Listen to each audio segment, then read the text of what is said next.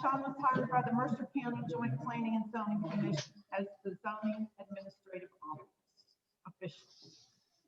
And in 2007, he assumed a new role as the floodplain manager for Harrodsburg and Mercer County. So I'm sure he's going to talk about floodplaining because we sure have had a lot of floods down this way. So I will turn it over to Sean, and hopefully you all will be able to hear him. Hello, everybody. Can you hear me? Wave if you can hear me.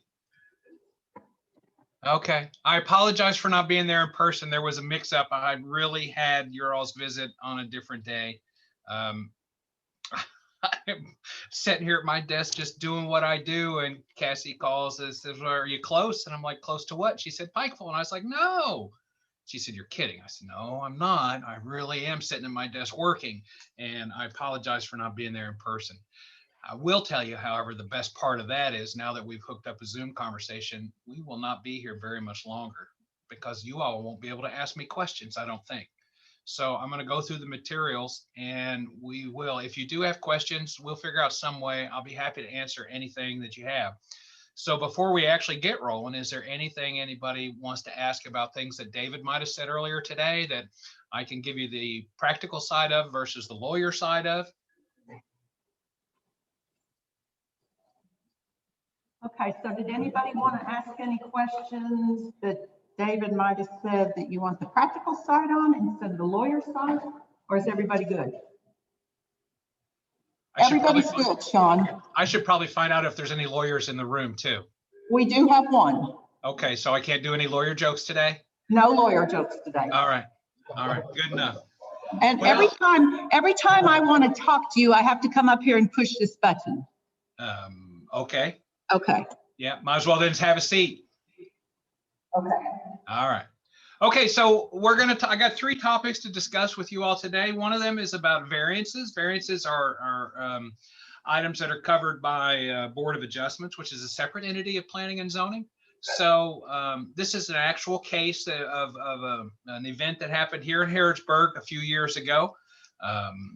And it just kind of went bad. Start to finish, the project never really was in the right stead. So I'll go over a little bit about it. Do we have planning and zoning in Pikeville? Yeah. We do. Okay. All right. So we got Planning Commission, Board of Adjustments handles variances, conditional uses, and appeals. So this is basically a case study in what to do and what not to do. Now, this is my first time running a Zoom thing. So we'll start with these simple definitions, but variances are a departure from the dimensional terms of the zoning regulations that pertain to height, width, length, or location of structures and the size of yards and open spaces, where those departures would meet the requirements of KRS 100-241 through 247. That's the specific sections that apply to what types of things are variable. 241 says that the power of the Board of Adjustments has the power to hear and decide on applications for variances. They can impose any reasonable conditions or restrictions that they might want to place upon a variance if they could want to grant it. 243 talks about what kind of findings are necessary to create or to grant a variance. So basically what it stipulates is that before a variance is granted, the board has to find that the granting of the variance doesn't adversely affect the public health, safety, and welfare, doesn't alter the essential character of the general vicinity or cause a hazard or nuisance to the public, and mostly will not allow for an unreasonable circumvention of the requirements of the zoning regulations. In making these findings, the board has to consider these 3 things. 1, the requested variance arises from special circumstances which are not generally applied to the land in question or in the general vicinity or in the same zoning district, and that the strict application of the provisions of the regulations would deprive the applicant of the reasonable use of the land or create an unnecessary hardship on the applicant. And 3rd, and this one's probably the one that gets most people in trouble, that the circumstances are the result of actions of the applicant taken subsequent to the adoption of the regulation or the zoning regulation from which the relief is sought. So what that really means is, did the applicant cause the situation that now requires a variance, or was this something that was subsequent to? In other words, through no fault of the property owners is the variance needed. So that would be, for example, I'll give you a good example. Guy comes in and he doesn't get a building permit, and he adds an addition on the side of his house, and it's 4.5 feet from the property line, but the side yard setback for the zoning regulations say that the house has to be 8. That would be something that is subsequent to the adoption. In other words, he did it after the rules were put in place that created the situation. Having said that, the board would deny any variance request arising from circumstances that would be the result of willful violations of the zoning regulations by the applicant, subsequent to the adoption, from which they're relieved. So the guy goes in, he builds an addition on the side of the house. Some people would argue that the fact that he didn't know what the side yard setback is irrelevant, because it was his responsibility to research all that information prior to commencing construction on the project. So in a case like that, the board may not even have the power to grant a variance on it. So, and then this is also more important, or more importantly, the board does not have the power to grant a variance or permit a use of any land, building, or structure which is not permitted in the zoning regulations in the zone in question, or alter density requirements in the zone. So for example, it's not uncommon for you to have minimum lot sizes established by what the square footage of the lot has to be and what the road frontage requirements are. If you had a minimum lot size was, say, 12,000 square foot for a lot inside the city, and it required 75 feet of road frontage to create a new lot, but they only had 68 feet versus 75. As long as the road front, or as long as the lot size met the minimums, you could adjust or grant maybe a variance on the requirement for the minimum road frontage width. For example, if you had a 10-acre tract and your minimum lot size was 2.5 acres, and somebody wanted to subdivide it off, but they didn't have enough road frontage, you could grant a variance on one of the road frontages, as long as the lots maintained the density, because those density numbers are what establish the density of the zone. For example, the high density residential districts in most zoning ordinances are going to be your smaller residential lots. Those are going to be single family and duplexes, maybe 8,000 square foot. That basically, if you divide that by 1 acre, it tells you that you can get about 8 lots per acre, or 8 single family dwellings per acre. So that's just what your density establishments are. A low density residential might be 12 or 15,000 square feet. So you could be looking at 3 to 4 lots per acre, but those are your densities. So we don't have the power to adjust the density. We can adjust the road frontage, side yard setbacks, front and rears, things like that.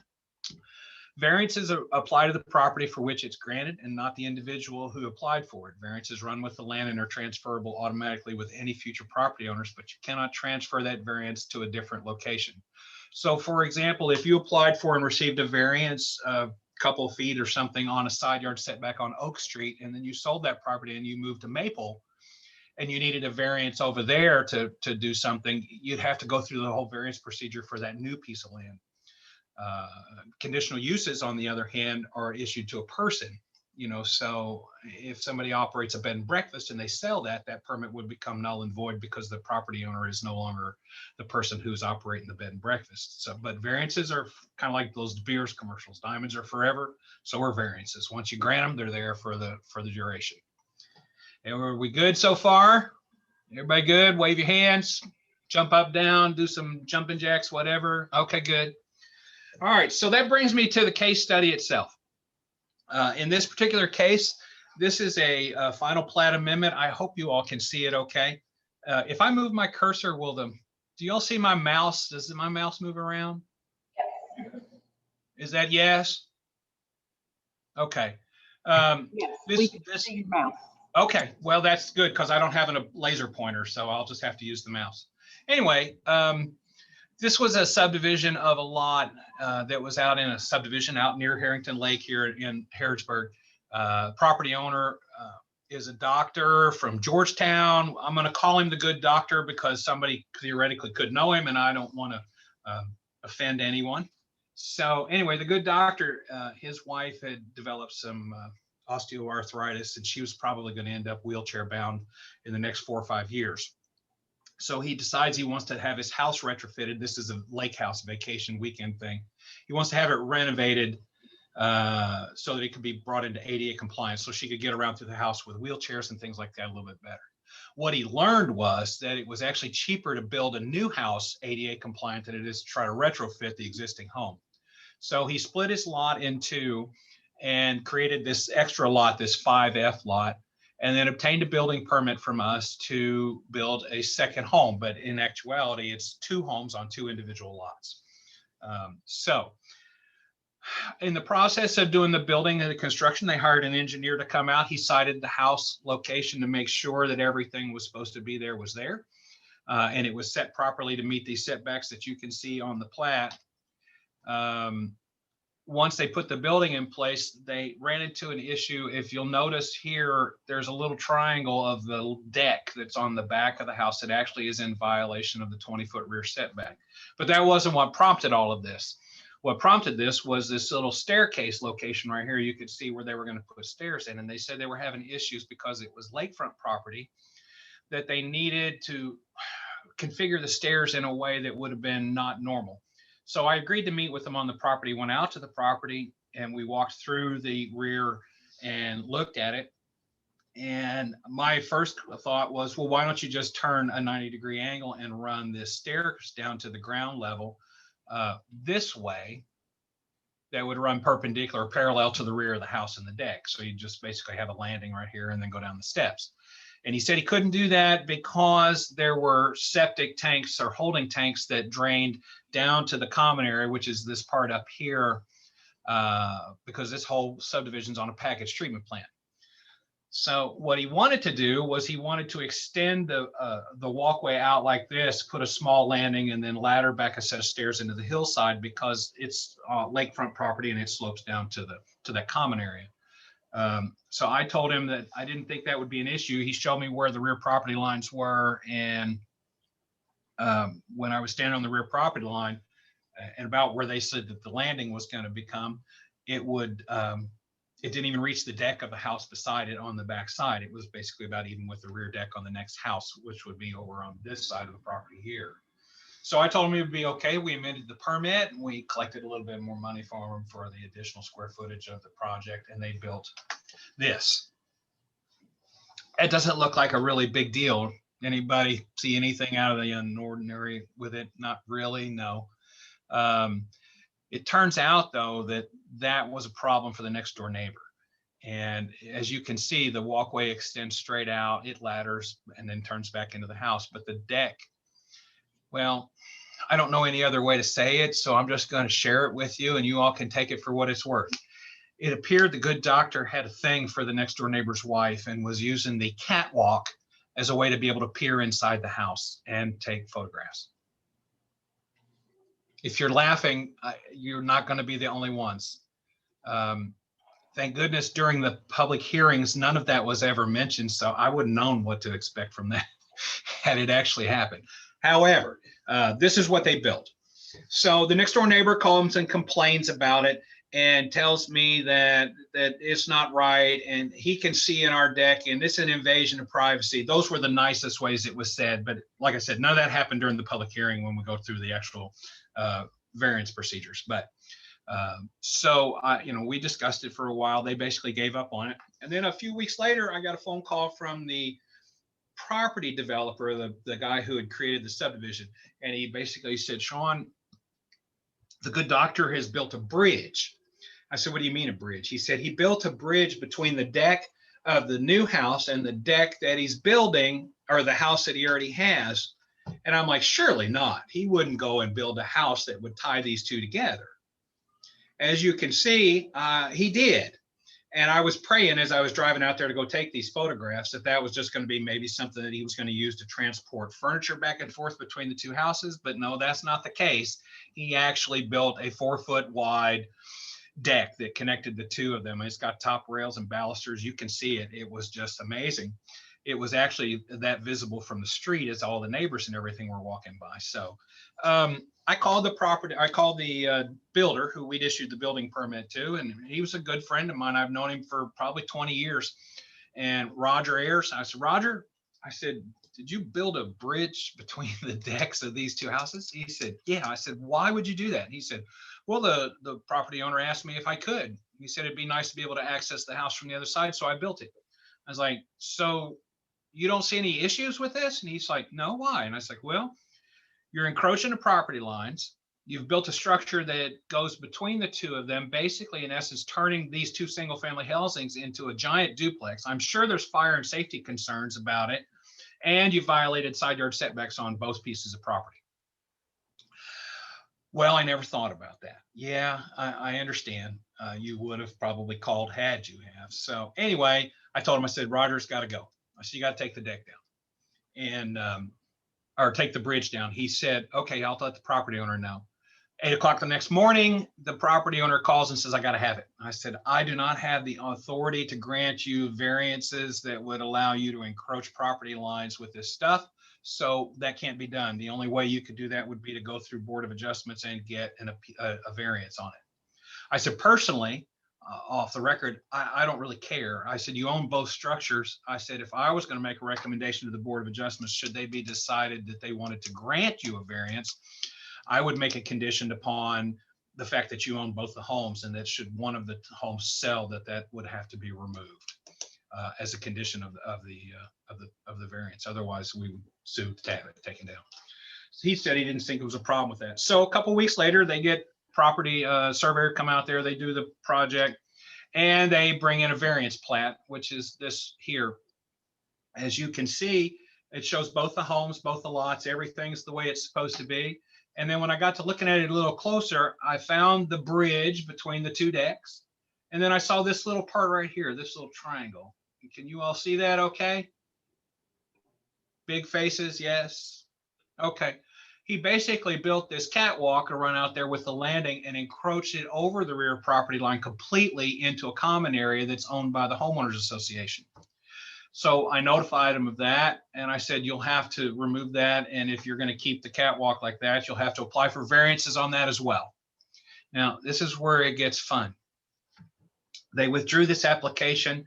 They hired some Mennonites to run out there. They chopped off that little part that over encroached.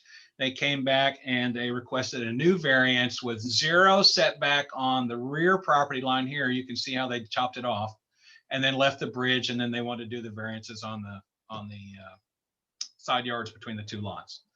So everybody with me so far? Okay. Everybody hires a lawyer, and we get ready to go to our actual public hearing for the variance. The applicant hires a lawyer who specializes in equine law. Never done a zoning case in his life. So he was a really nice fella, and I helped him as much as I could as far as trying to prepare his case and answer questions that he had. But he was a horse lawyer. Don't kid yourself. He knew horses. He did not know zoning law. The next door neighbor obviously hired a lawyer, and then the homeowners association hires a lawyer, and we go to the public hearing. So the applicant counsel makes a presentation. That's the horse lawyer. He presents the following exhibits in support of his request: a picture of the property showing the deck and the houses and how pretty it is from the lake. A copy of a letter from the endocrinologist who had diagnosed the spouse with the osteoarthritis, and that they needed this variance to be able to support her medical conditions. They also submitted plats or aerials exhibits that showed the property and how there were other parcels on the property where the buildings violated setbacks. You can see there's several locations where the subdivision was put in where the buildings or their decks and whatnot encroached the rear setback lines. And you can see as well, there's a few on this side here. Should any of that matter? Anybody? Yes or no? Show of hands. Should that matter? Yes. Well, where's my hand? There's my hand. It should matter, or no, it shouldn't matter because it's not about the property we're talking about. Okay. This is so strange doing this, by the way. I don't feel like I'm really connected to you all, but anyway, we move on. A picture showing some of the decks. Anything below 760 feet MSL is land that's owned by Kentucky Utilities. Kentucky Utilities owns Harrington Lake, so they own from one side of the lake to the other to that elevation. Everything that you see that's below this deck right here in this property is all squatted on Kentucky Utilities property. So none of that stuff. This is actually the roof of a deck, of a boat dock. And they've put a little party palace thing up there on top of that. I don't know why. I guess it makes it easier to fall into the water, but staircases that go down to the decks and everything. So there's quite a bit of stuff going on. This was an exhibit showing me where the rear property line of the property really was, but they did not show me where it was when I was out on the property. So I do feel like I have some complicity in this, because I thought what I was doing was acting in the best interest of everybody concerned, but that wasn't the case. And then the final thing they submitted to us was a set of findings in support of the reasons why the variance should be granted. Lawyers do that in routine cases where they want to steer the findings toward the presentation that they've made. So nobody else speaks in favor. Not a single person in the room got up to speak to support the good doctor and his spouse about this variance. Then the Glade Homeowners Association jumps up and starts presenting opposition to the case. She noted, or he noted actually, that the structures were built in violation of the rear and side yard setbacks. The board can't approve variances as they were the result of willful actions of the applicant, which you remember I discussed a little earlier. Connection of the deck via the walkways constitutes a violation of building code and fire safety. There were no special circumstances that arose from the spouse's medical condition that would require the walkway between the two homes, as the front of each house, if you remember the photo, were at the same elevation. They could have just poured a concrete sidewalk and she could have gone between the two houses via sidewalk on the front of the property. So the bridge wasn't really required. And then the applicant's argument that most of the structures in the subdivision violated the rear setbacks was also not valid, as the current project was required to meet setbacks in force at the time the building was permit, or the building of the permit was issued. So those other people, while they're in violation, those are separate issues, but cannot be connected to this particular request. Okay. So then the next door neighbor lawyer, she hops up and she presents opposition. She says that the bridge, the fire hazard, it alters the essential character of the area. It allows for an unreasonable circumvention of the zoning regs.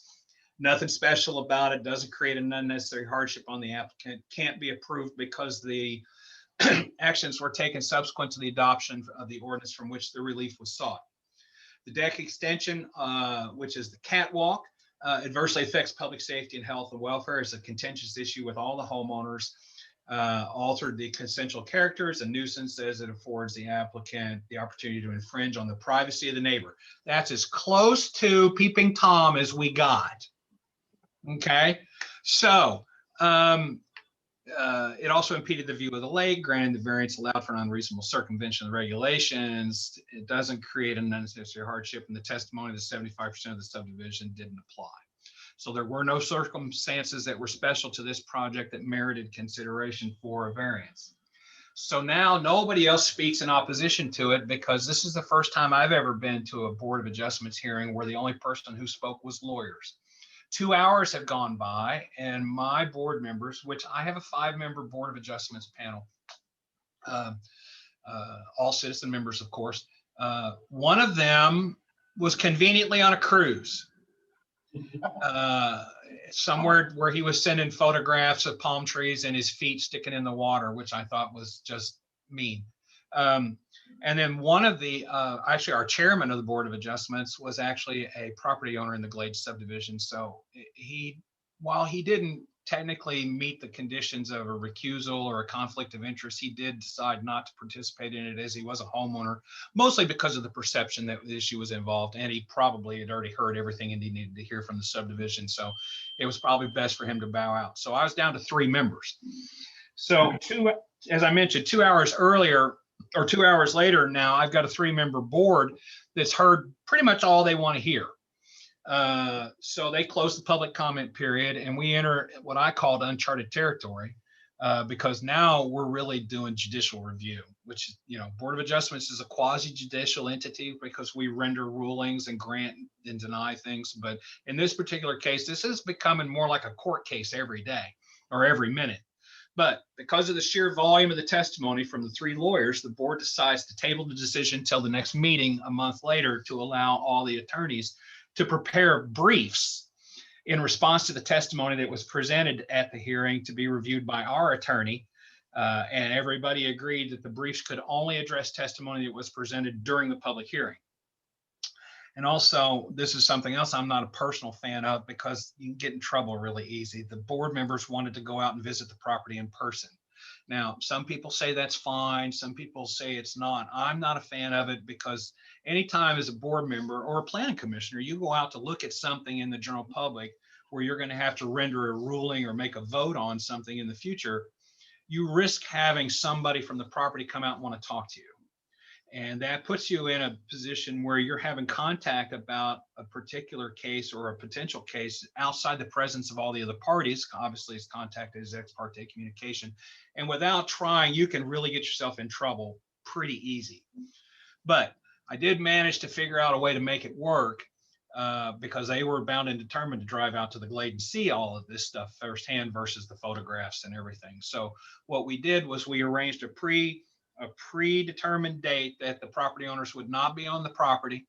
And they were only there on the weekends anyway, because like I said, it is a vacation or a weekend rental for our weekend retreat for them. And then I put all 3 board members in separate cars and made them all drive out separately. And then I drove out in a separate car. And then I just managed to spend my time keeping them separated while they walked around. Now, it really didn't matter a whole lot because it turned out the good doctor had video surveillance of the property. So he was watching what we were doing from Georgetown where he lived. None of that really mattered because we didn't do anything wrong. I put them in the cars individually and sent them all home, and I left from the meeting and went on to the house. So I was managed to do that. Luckily for us, nobody, the next door neighbors did not come out and try to interact with anybody, and it worked out well. So all things considered, it went great. We moved through that. So the attorneys prepare the briefs. They send them to me. I compiled them and put them in an envelope and took them to our attorney. He reviews the briefs, prepares an interpretation with a recommendation of findings to come to the board at the next meeting. He did all of that. He noted for the record that the applicant's counsel, that would be the equine lawyer, attempted to introduce new evidence in the brief that wasn't presented in the initial public hearing, and he detailed that information to make sure that nobody understood it. I mean, nobody could use that information as part of the decision. The board's attorney also advised us, that's our board, to deny the variance request because they failed to obtain the variances prior to commencing construction. They attempted to introduce new evidence that wasn't presented in the public hearing. And what I thought was really funny was that they attempted to utilize ADA to gain the approvals, but that wasn't applicable because it turns out that the good doctor didn't actually own the property. They had set that up as an LLC, obviously for tax reasons, and ADA compliance for individuals doesn't apply to people. It doesn't apply to corporations. It only applies to individuals. So that part could not be considered as testimony. So we now get to the part where it really gets fun. The board presents the attorney presented the finding to the board members. He handed them literally manila envelopes with the findings in them. They opened them up. They read them individually.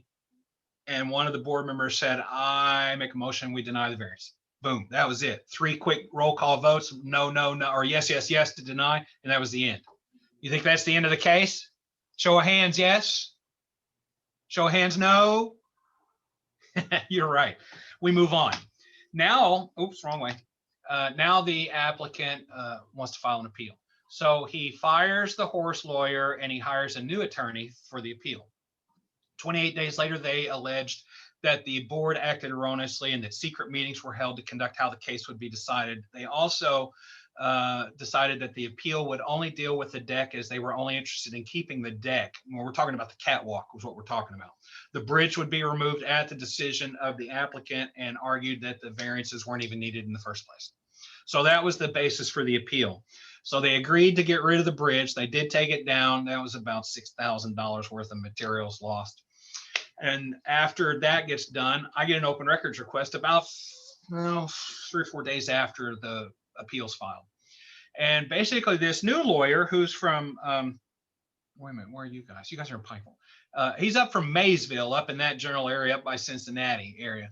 He sends an open record request. He requested minutes from any meeting discussing any variance for the property within the Glade subdivision, copies of all variance requests that have been approved within the Glade, a list of current board members, when they were appointed, by whom they were appointed, and when they were sworn in, training records for all the board members, date, location, time, and content of training, which is why you guys are doing what you're doing today for training records. He asked for copies of any applications for variances in the Glade since basically the beginning of time.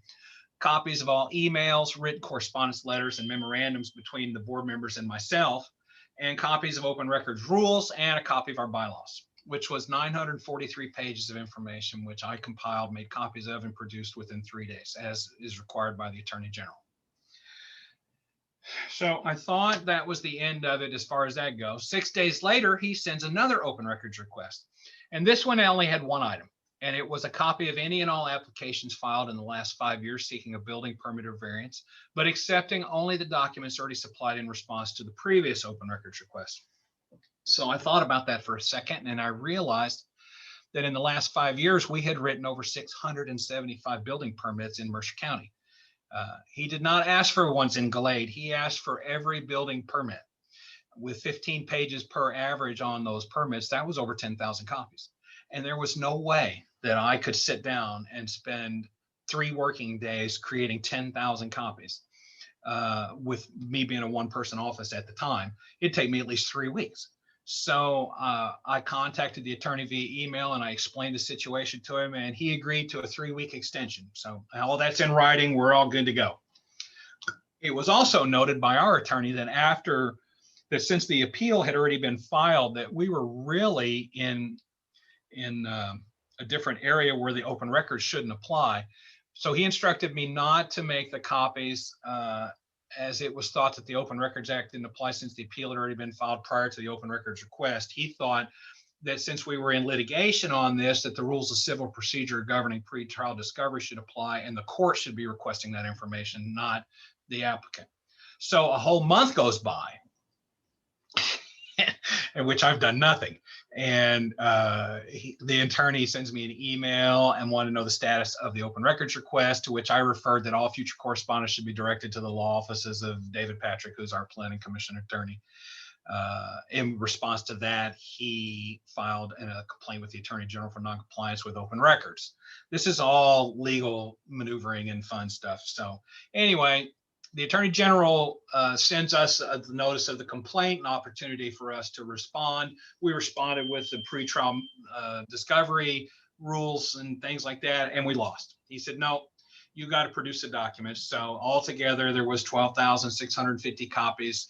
They were made in about 4 days total. And the building inspector took care of the office, and I just sat and made copies. Now, having said that, the open records rules do not tell you exactly how you have to provide that documentation. Now, you can do it electronically, you can do it but we did it in paper. So what I did to make it fun, since I knew this was just basically a paperwork drill, because I know the man had no intention of opening it up, because I know that for a fact, because the attorney client is the one who came and picked up these open records when I completed them, and I taped them up with duct tape to make them as hard as possible to open up. After I'd put 20 or 30 in like this, and then I'd get another 20 or 30 and I'd flip them over and put them in this way, and then the next set I'd put in like this, and then the next set like that, so that basically it was all there, every single page. I did not cheat them out of a single document, but it was put in there in a manner in which it would make it complicated to figure out what was actually in the boxes. There was 6 boxes altogether to make those 12,000 copies. They came and picked them up. They paid me 10 cents a page for every single one of them. And the reason that I know he never opened them up is because one day I drove out past the Glade subdivision to go look at another piece of property for somebody, and the good doctor's garage door was open and they were stacked up in his garage untouched. So like I said, it was a paperwork drill. They were just blitzing me on that stuff, and it was a stalling tactic on their part and my part as well.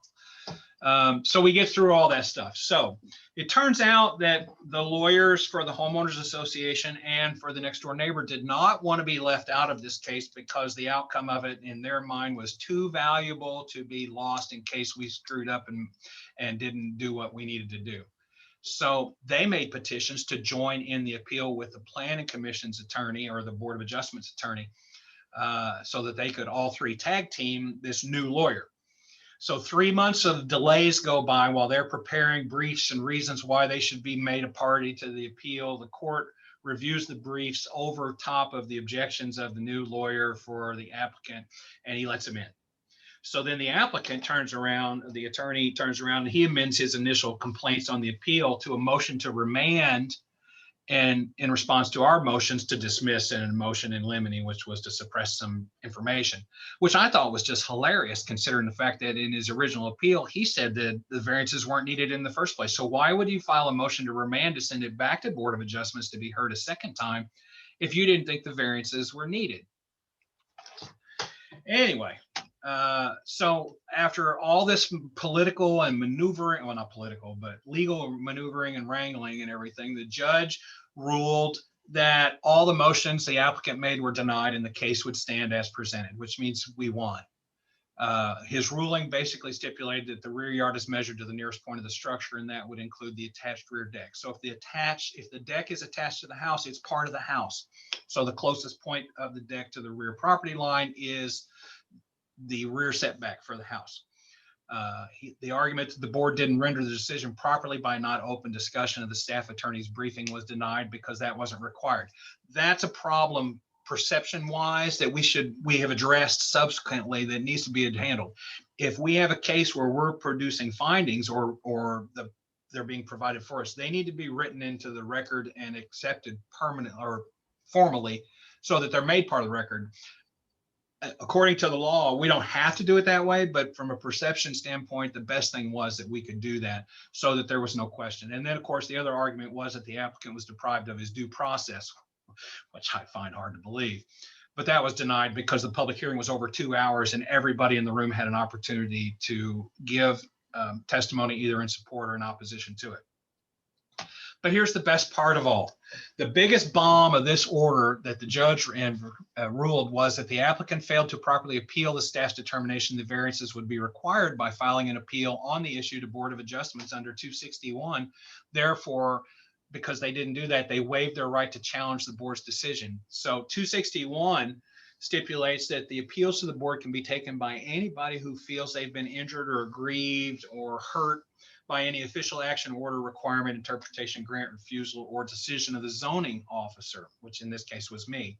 And that appeal has to take place within 30 days after the appellant or his agent has received notice of the action of the official by filing by filing with the officer and with the board a notice of appeal specifying the grounds thereof, giving cause or notice for such appeal to any and all parties to record. So basically what that means was that way back at the beginning, when he first called me out there, and I told him, you're going to have variances to get this because I don't have the authority to grant them for you as an administrator. I don't vote and grant that stuff. They should have filed an appeal at that point saying that that should have been the case. If I was wrong, they should have filed an appeal, but because they didn't, they waived their right to appeal and challenge any board decision in the future. Therefore, none of what we just went through for the last 18 months had any bearing whatsoever. So they lost, we won. Can I get a round of applause for that? Yay, we did good. Thank you, appreciate that. So finally, the court ruled that the board's decision wasn't arbitrary, that there was ample evidence in the record to support the findings to deny the variance, and we won the case. Is that it? No, because a few days later, the lawyer from Maysville calls and says, we still need to they have to take the deck down. I mean, they have to take the catwalk down. They came back and asked if they could just put a staircase in, as you see in this picture right here, which if you all remember from the initial part of this conversation was exactly what I suggested to them at the time I visited the property the first time. So magically they did, and that's what we ended up with. So 18 months, $10,000, $12,000 worth of building materials plus legal fees to do what I suggested they do on the very first day I visited with them. And that's where we ended up. So what do we learn from all this? We learned that it's important for us to have all the training that we can have. What you all are doing today is vitally important to your community, and getting the training protects you, because anytime that you're going to get sued by an attorney or they're going to file an appeal on a board's decision or a planning commission decision, one of the first things they're going to ask for is your training records to make sure that your training is up to date. And as you know, House Bill 55 requires 8 hours of training every 2 years. For elected officials and board members, the staff people, if there's a staff person in the building, that's 16 hours every 2 years or 8 hours a year for each of us. Have procedures for how you run your meetings. Make sure when you conduct your meetings, however you do that, that you do it the same way every single time. that there's, it doesn't really matter whether the person who comes in there gets approved or denied for whatever it was they stood in front of you for, but you need to make sure that when they walk out of that meeting, they were treated in their mind exactly the same as the person who came before them or the person who's going to come after them. And the continuity for that is extremely important. And that's what makes us good adjudicators, legislators, whatever it is we happen to be at the time. So make sure you adopt findings in support of your decision, whatever that may be. When the acting chairman made the motion to deny this variance in this particular case, he should have said that the supporting documentation as presented in the case does not support the granting of the variances for these reasons. Those would be the findings that you would adopt when you make your motion to approve or deny. Don't be afraid to say no when the situation presents itself. And is there anything else you can think of that we might want to take from this life lesson that Sean has taken to heart that might help with your thing? Any questions so far? I could just see people. I see Linda.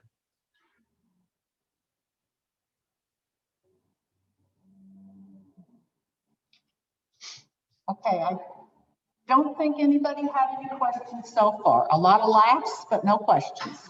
I'm glad to hear that. Okay. Do they need to take a break? I mean, I know you guys had lunch or anything. Do you all want to take 10 minutes and then come back for the next session? Or do you want to keep going? That's up to you all. You want to take a 5-minute break? I think they want to keep going. I think they're anxious to go through all this and hit the road. Well, if I'd have known this was this easy and nobody was going to ask questions and stuff, we could have started doing these Zoom meetings a long time ago. Okay. Well, then it's not quite the same, you not here. I know. Well, I feel like I'm flying through this stuff. So, all right. Anyway, probably 2 o'clock's looking pretty good for you guys. That'd be all right. I don't think anybody will be opposed to that, right?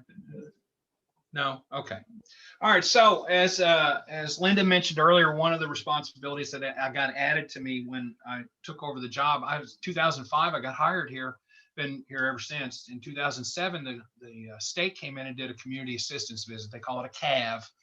CAVs are basically where the state hazard mitigation officer comes in and reviews your national flood insurance program regulations and your programs to make sure that you're complying with everything that the NFIP requires. Luckily, unluckily, I guess, depending on what your perspective might be, at the time this was done in 2007, the the flood prevention ordinance that Mercer County had in place stipulated that the zoning administrator would be the floodplain manager. But when I got there in 2005, the building inspector was doing it. So the instructions from the Division of Water was amend your ordinance to make the building inspector the floodplain administrator or give the job to the floodplain administrator. Having said that, you know what they did, right? They gave it to me because they didn't want to amend an ordinance. Immediately, I asked for a small pay raise and stipend to take on these additional responsibilities, which I was told, no, you just have to handle it.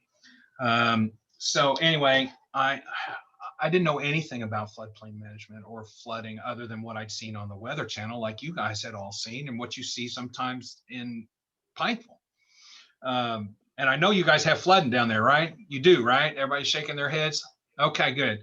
I mean, not good, but you know what I mean. Anyway, so I, with no real knowledge of what I was doing, that makes me very uncomfortable because I really like to be, I don't want to say I'm subject matter expert, but I want to be knowledgeable enough that when somebody walks in my office and I can answer their questions, I know what I'm telling them is accurate, or at least it is accurate at that day because the NFIPs constantly evolve.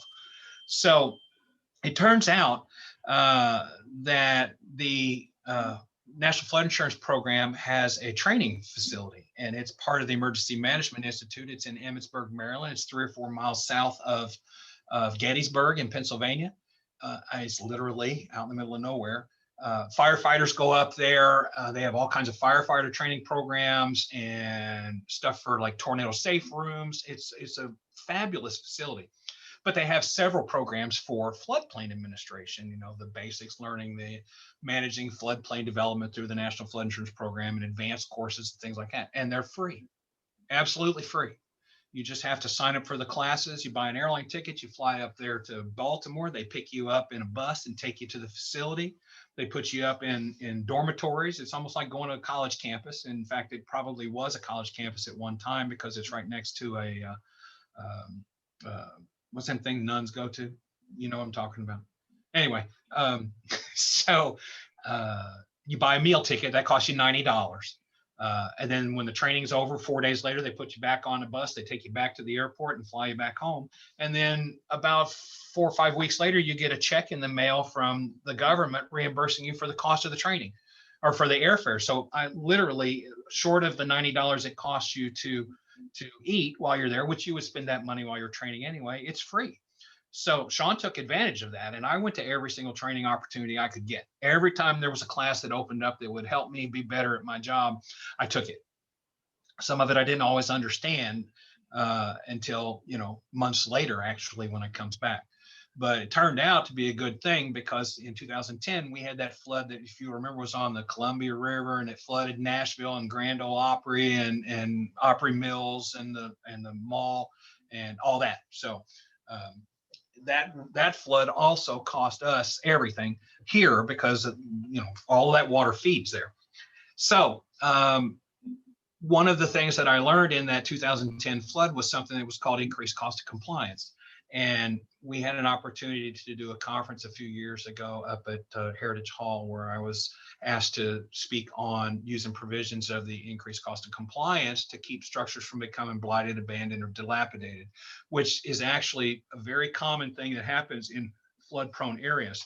So I do my public service announcements first on this. Kentucky's cost, or flooding in Kentucky's costly disasters.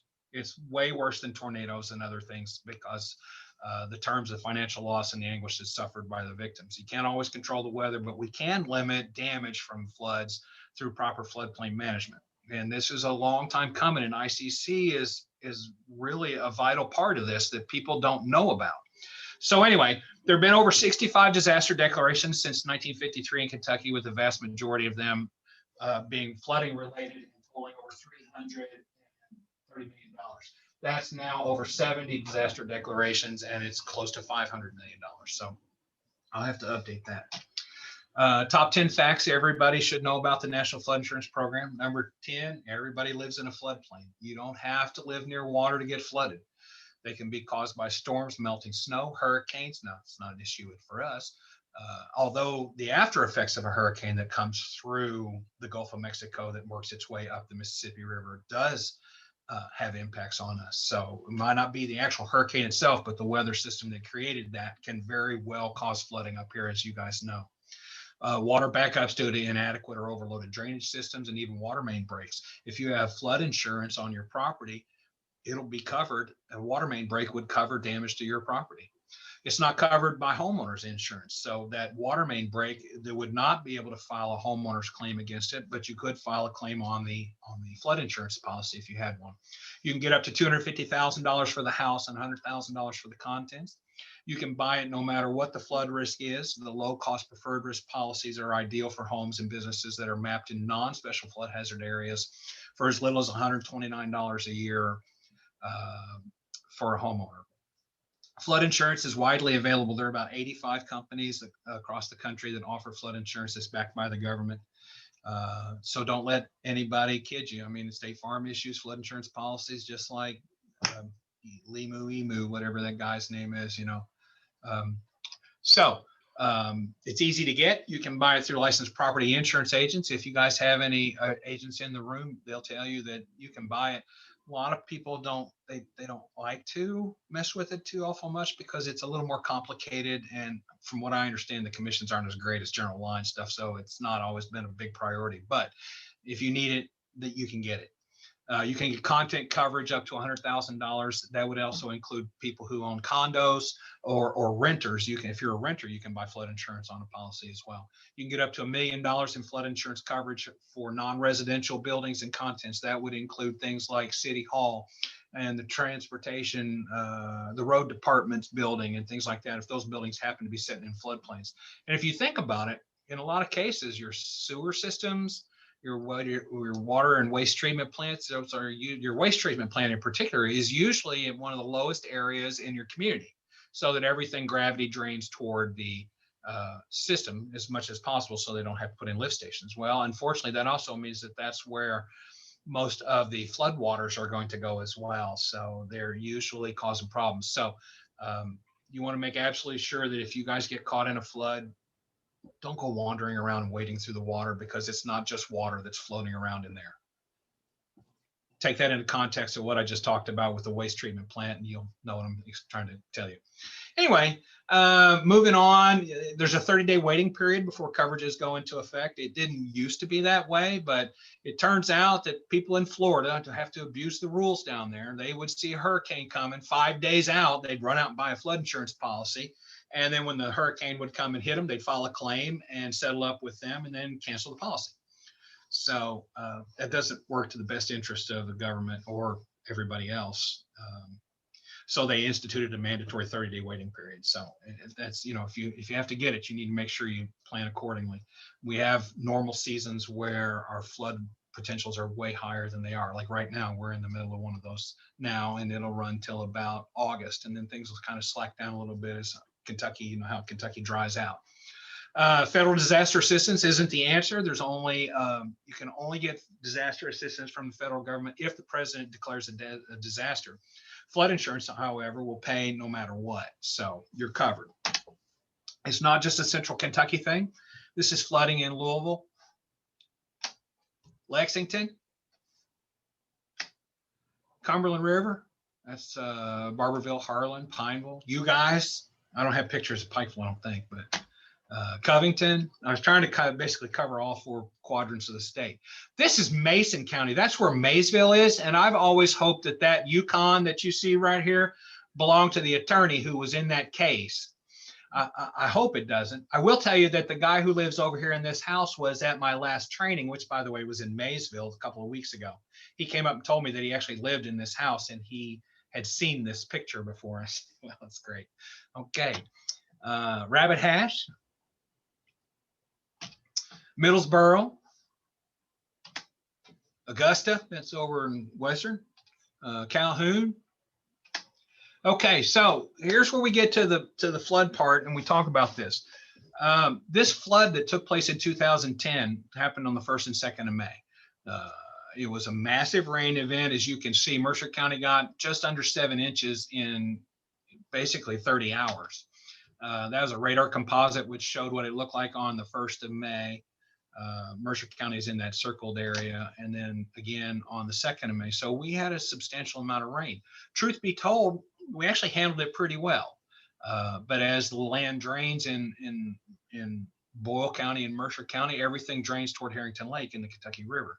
So the Kentucky River, or the Harrington Lake, rose about 24 feet in about 20 hours, and they had to open the floodgates. When they opened the floodgates at Harrington Lake, which is where our power plant is that services Lexington and Danville and all these other areas in this general central Kentucky region, they dump into the Dix River. The Dix River dumps and basically is the overflow for the lake, and then it drains into the Kentucky River up by High Bridge. And it went up 12 feet in 12 feet over flood stage, and was the 3rd highest one that they'd had.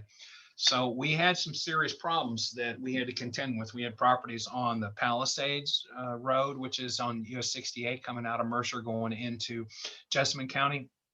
We had about 25 properties that were underwater, anywhere from 6 inches to the soffits on the houses. I had to contend with all of that stuff. And that was where all that training that I went to actually started to come into play, where I could actually help these people. And I made the stupid comment that I was from the government and I was there to help. And I did walk up and down the street with them, and I inspected their homes and compared them for substantial damage to figure out what we could do to help. So it turns out increased cost of compliance was created as part of the Reform Act of the National Flood Insurance Program in 1994. It was basically an endorsement to the flood insurance policy that provides a claim payment directly to the property owner to comply with state or federal mandates. Should we declare the property substantially damaged, they would be required to mitigate it against future losses. And nobody knew that they had this in their policies. Not a single person that I visited with when we went through this flooding had ever heard of ICC. And basically what it did was it provided up to $30,000 of additional money in excess of the coverage limits of the policy for the structure and the contents to elevate the home, to relocate it, or to demolish it, or in commercial cases, flood proofing. Obviously you can't elevate a commercial business, but you can flood proof it. And I'll show you some of that stuff here shortly. ICC is available for residential and non-residential buildings. That includes public or government buildings such as schools, libraries, and municipal buildings that are insured under the NFIP. In order for ICC to comply or to come into effect, the structure has to be declared substantially damaged. Substantial damage, well, hang on a minute, let's see.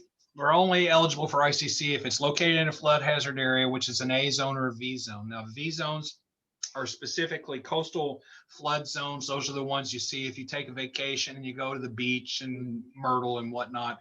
All of the areas around those types of structures are V zones, and they usually are accompanied with a number. And that number will be like V6, which means that they anticipate the flooding event to be 6 feet in depth.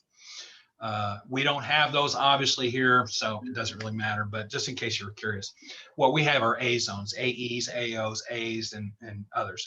Those are detailed information as well. The community determines the structure to be substantially damaged, and the community participates in the NFIP and has substantial damage provisions in its ordinances. In 2005 through 2010, the entire state went through map modernization, where we digitized all of our maps and made them available in digital formats so they could be integrated with GIS systems and things like that for the various municipalities across the street. The big reason they did it was because we hadn't updated our flood maps for 20 years. And for 20 years, we had been building new roads, new houses, sidewalks, streets, parks, playgrounds, and all those kinds of things. And where you build development in areas that are prone to flooding, you change the flooding elevations, because where that water used to go, it can't go now.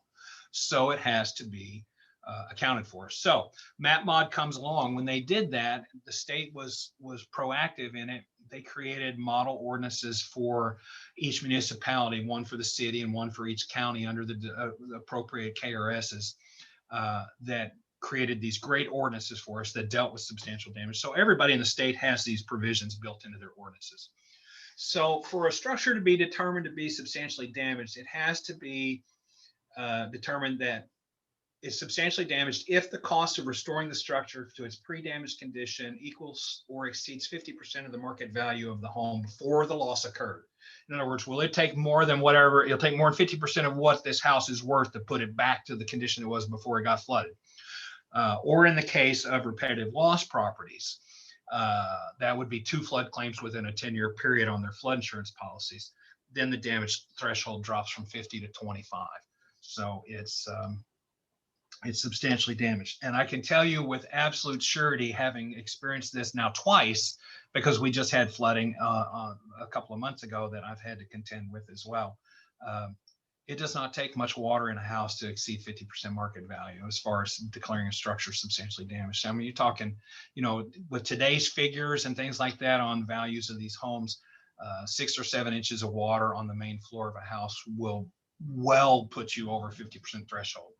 Now, the trick to this is what kind of figures are you going to use to determine what the market values are? I mean, you can use appraisers and things like that, but you have to wait for those types of people.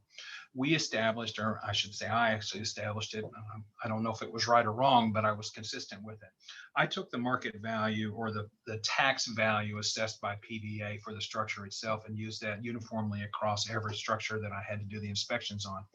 So we're looking at houses down there in the Palisades area where the structure values, $55,000 and the land's another 20. But of course, these people think they're worth 400 grand.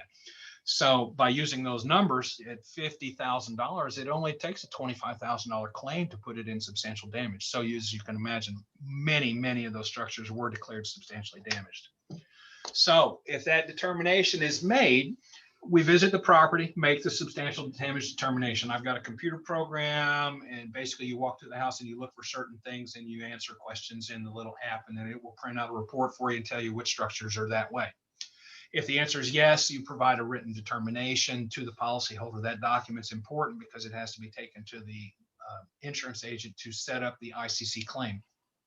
This is, now keep in mind, this is completely over and above the damage to the house and to the contents. This is money that's over and above. If they got a 250,000 and 100 structure contents, there's another $30,000 hiding in that policy waiting for them to use it should they be declared. So the homeowner determines the method of mitigation, either demolition, elevation, or relocation. And I'll tell you from my experience, that's not really true. The homeowner they're involved in it, but in actuality, the person who's making the decision as to whether or not we can knock this house down is really the bank, because the bank's the one that holds the paper on it. And if the home doesn't exist anymore, then they lose the paper, or they lose the value of the paper. So it's a joint operation between the lending institutions and the property owners. The homeowner, once they figured out how they're going to do that, they'll get a signed contract, a signed contract that details costs to perform mitigation and send that to the claims rep. They make an initial claim payment to the policyholder of half of whatever the amount is, and let's just call it $15,000. They used to make the initial payment full, and then they found out people were taking that money and running off and, vanishing off the face of the earth with their $30,000, and the properties never got mitigated. So the contract gets them half of the money. The homeowner and the contractor who they hired to do the mitigation project complete the project. I go back out and verified it, issued a certificate of compliance. That gets taken back to the claims rep, and the final payment's made. Sounds simple. So we're, again, like I mentioned earlier, we're going to pay up to $30,000 of additional money to cover this, to elevate, relocate, or demolish it, or flood-proof it if it's a commercial structure. Now, in this particular case, ICC does not require a presidential disaster declaration to be approved to be able to gain access to this money. You just have to be declared substantially damaged by the local government. So the first option is elevation, which is the most common form of mitigation. What they do is they basically insert steel beams underneath the house. This house belonged to Mr. Eccleston. He lived on the Kentucky River, been there for years. He's a retired policeman from Wilmore. And quite honestly, Mr. Eccleston was waiting for the next flood to come along, because he had learned about ICC and was ready to do something about it. So, like I said, they knock holes in the foundation of the house, and they insert these I-beams in there, these big steel beams that run the entire length of the house. They install a hydraulic jacking system, which goes under those beams to lift them up using a cribbing system, which is basically railroad ties. And they build these up, and then they lift the house a foot. They add the beams in there. The jacks switch, all those cables are hooked to this really cool looking, actually it's kind of simple looking hydraulic control panel. It's a big reservoir with a bunch of gauges and valves on it. And the whole thing's run by a 5-horsepower Honda motor. And there it is. They flip those valves and switches, and the jacks lift the house up, and it goes up by a foot. And then they adjust the cribs, and they raise it up another foot, and they raise it up another foot and another foot until they get the house where they want it to be. That is the elevation of the house at the base flood elevation plus 2 feet. So we've raised the house. As you can see, that is 17 feet from the floor of the basement to the basement, or to the bottom floor of the main house. Now, Mr. Eccleston had a plan to solve this problem. He'd never had a door close in his house and latch. The doors wouldn't lock because it had settled over years. But now that he had built himself a new steel superstructure, he put steel I-beams underneath of it, and he set his house back down on a steel frame. And he ended up with a structure that looked like this. Now, the really cool part about this was, and I watched it from start to finish, and all these photographs obviously I took, but 2 men did this in a day. They lifted that house up, that 11 feet from street grade, 18 feet from the basement floor. They lifted that house up in a day. It was impressive. So once they get the steel underneath of it, he sets it back down on it. Those guys pull all their cribs, they're gone. Because he elevated the house, he also ends up elevating the utilities. You can see his power meters here. So if they need to pull the power for whatever reason to the house, you got to have a set of stairs to get up there. So they installed the staircase to put that in on the property. Also, he had to put a set of stairs into, obviously, underneath the house so he could access the main floor. And it worked out pretty well, and he was pleased with it. Now, I will tell you that the $30,000 that he got in ICC money paid for the elevation and the reset of the house onto that new foundation of those steel I-beams. It did not cover the cost of that construction for the new foundation, and that was another $74,000. But he was able to receive, because this one was a presidential disaster declaration, he was able to receive a low interest loan from the Small Business Administration to pay for that. I think it was at 1.5%, which was, basically we're giving it away. So he's thrilled to death. I did get to drive down and see his house from the last flood that we had a few weeks ago, and I could see the silt line where the flood water had reached up on that orange I-beams and things. It wasn't even close. So he's a happy camper. Option 2 is demolition.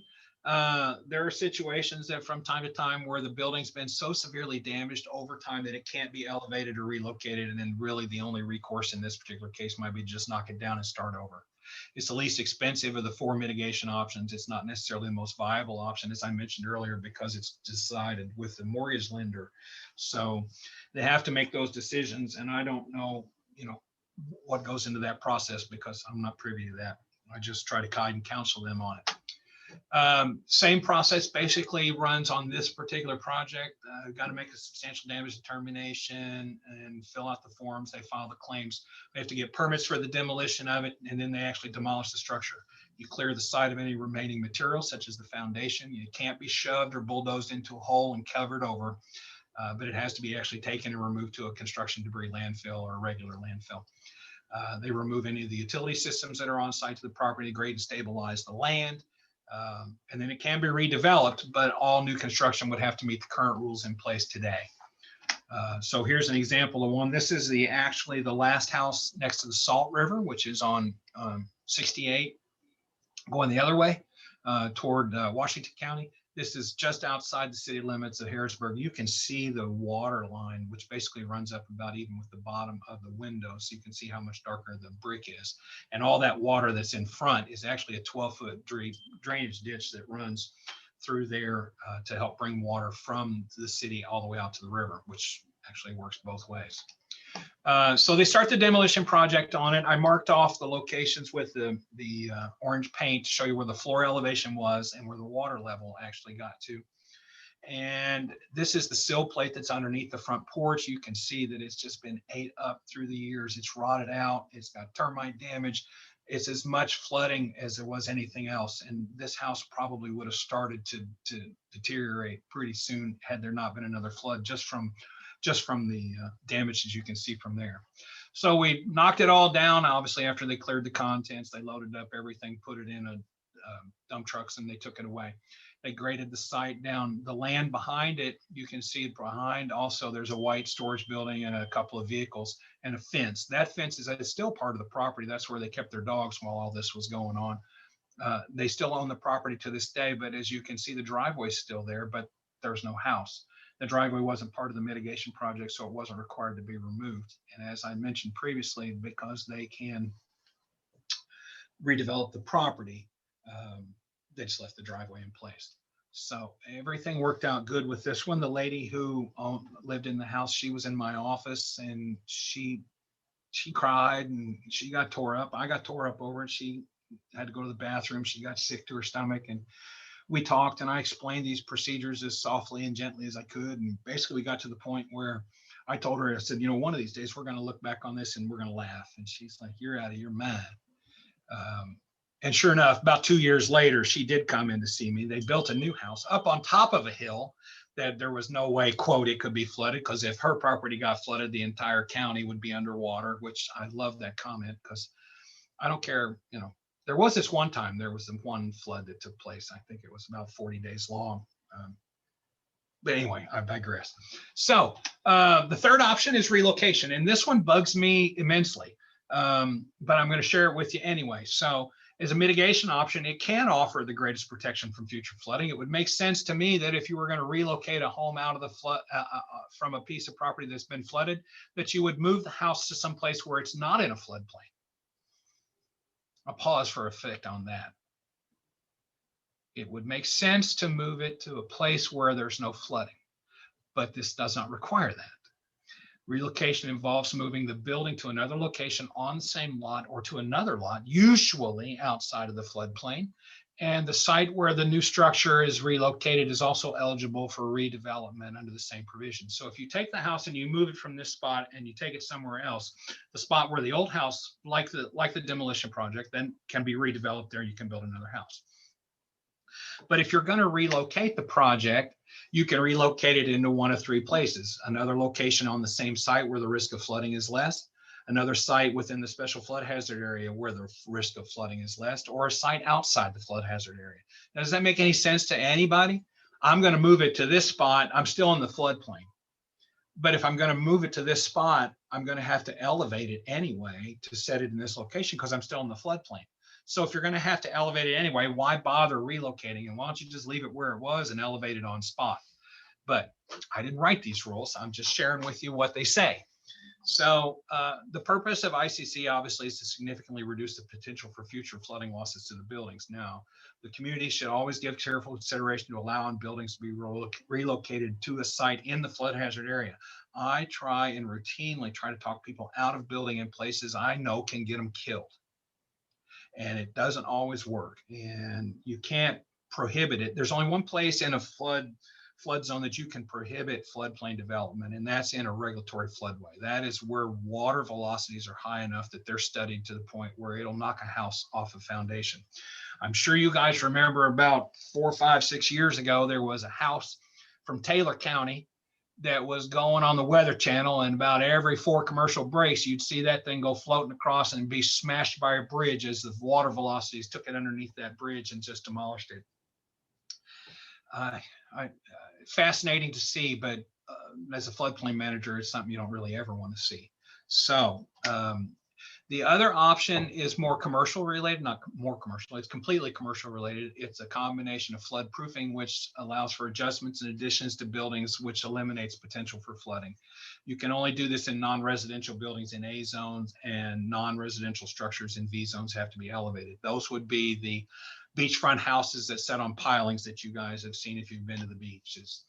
Flood-proofing non-residential buildings are designed so that the building, together with its utilities and sanitary facilities, are watertight below the base flood elevation.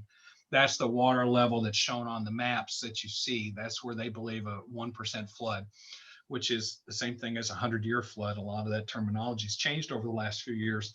Everybody could never have these issues with understanding why a flood, why a 100-year flood was happening every other year. So they changed the terminology to make it more confusing, or less confusing as the case may be. They call it now, it's called a 1% flood, which basically means you have a 1 in 100 chance of having a flood of this magnitude on any given day. So that eliminated the 100-year part of it. These walls for these flood-proofing projects have to be substantially impermeable to water, and they have to be designed to structural components that resist the hydrostatic and hydrodynamic loads of the effects of the buoyancy. That's what I was talking about, that Taylor County house. That was a house that was slab on grade. So the force of the water, actually, because the water couldn't get inside the house to equalize the pressures, actually the force of the water just ripped it off its foundation and it floated away. Floodproofing certifications are required for all non-residential buildings to be floodproofed, and they have to be completed by a civil engineer. Here's an example of a storage building, a sheet metal steel building that they basically built a concrete perimeter around it and then put doors with seals on it so that that could be locked down. And I believe that there's a device that will allow you to inflate those rubber seals to further floodproof the building to keep water out of it. These are a paneling system that are used down in Florida. Well, they're used all over the country. It's a really cool system. The tracking was built and installed into the sidewalks, and they put the stanchions in, as you can see down through there, and then they basically just roll these panels in place, and they're rubberized, and the weight of the panels is what creates the barrier. This is a different type of panel operation. The struts that you see, or the stanchions that are holding it, are basically actually designed to hold it away from the glass doors and the glass walls, but the panel gets set in place and they bolt it in. The problem with these flood proofing projects is that they require human interaction of some kind, and if the floods come on faster than that can happen, then the flood proofing projects don't work. Of course, as I mentioned a few minutes ago, I would really prefer to just avoid building in floodplains altogether, and I do everything I can to talk people out of it. But if they're bound and determined to build, then let's make sure we at least do it right. So this was actually the first permit I issued in November of 2007, which wasn't too awful long after I got the job. And I was able to glean enough information from the floodplain management regulations to be able to kind of pull this off. As you can see, the home it's not necessarily elevated because there's storage and parking in the basement area, but the utilities have been elevated here as well. You can see across the back of the house down here, there are flood vents that are installed. They go across the back of the house. They actually are on two different sides, actually on three sides in this particular project, so that the water can go in there. And we actually do want the water to go in the house when we have a flooding event like this, so that the water pressures will equalize on both sides. And that way the home is much less susceptible to being knocked off its foundation. So the water flows in through the vents while it's rising. And then the vents return the water back and allow it to drain out, except for about the last foot. Of course, you can open up the side door. And if you remember from the previous picture, I got garage doors on both ends. So they can get the last of the water out. This house flooded in 2010. It had $900 worth of damage on a $1,000 deductible. So they were mad. They were mad that they had to spend $900 to cover their deductible, but I would be thrilled to death that I just didn't have to spend $30,000 to fix my flood prone house. Garage door on the other end and more additional flood vents. You can also see here that they elevated the HVAC system. So everything is supposed to be out of the floodplains. Now, the elevation projects that we've been talking about in this ICC stuff, there's a side effect to that a lot of people don't realize until the policy is renewed, because once the project gets elevated, let's say Mr. Eccleston's house, the green one I showed you that we did the elevation on, Mr. Eccleston was probably paying about $1,500 a year for flood insurance on his property every year. And of course, this all happened before the major changes that have really ramped up the cost of flood insurance across the country in the last 4 or 5 years. When his house went from at base flood elevation to 11 feet above it, his flood insurance policy premium went from $1,500 down to about $200. So there is some other benefits involved with doing these mitigation projects. So the keys to the game on this particular project for as far as using ICC to keep properties from being blighted, abandoned, or damaged is getting in there. As soon as the floodwaters recede, the floodplain administrators need to get in there. They need to meet the people. They need to do the substantial damage determinations as soon as possible. Give them their options, help guide and counsel them on what's available to help them, and stay in touch with them. You have to. There were people who came in on the Palisades Road when those waters receded in 2010, and they basically went into the house and they saved what they could save and put it in their pickup trucks and their Tahoes and whatnot, minivans, and they closed the windows and they closed the doors and locked the buildings up, never to be seen again. So we had buildings sitting down there. And remember, this happened in May.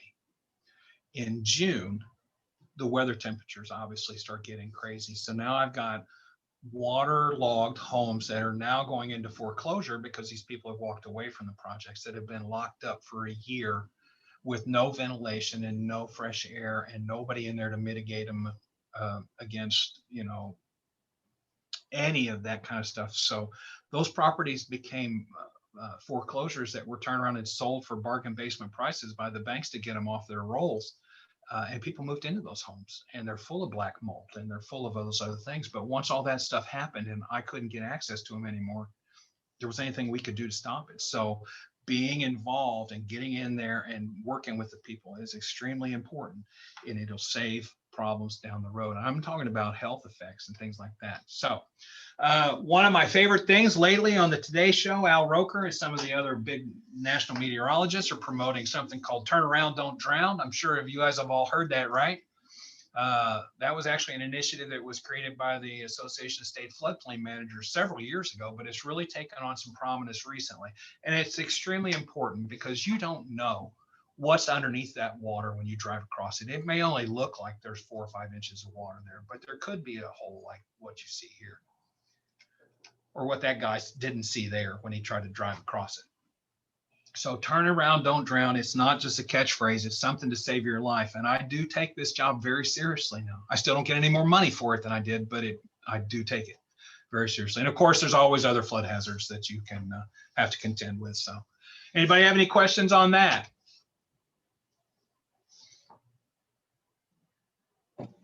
Nobody's saying nothing. That's because you got me muted, right?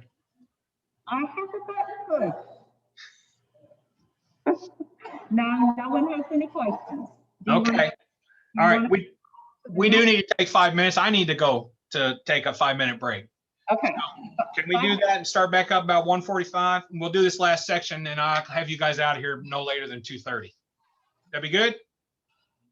No later than I'll see you in 5 minutes.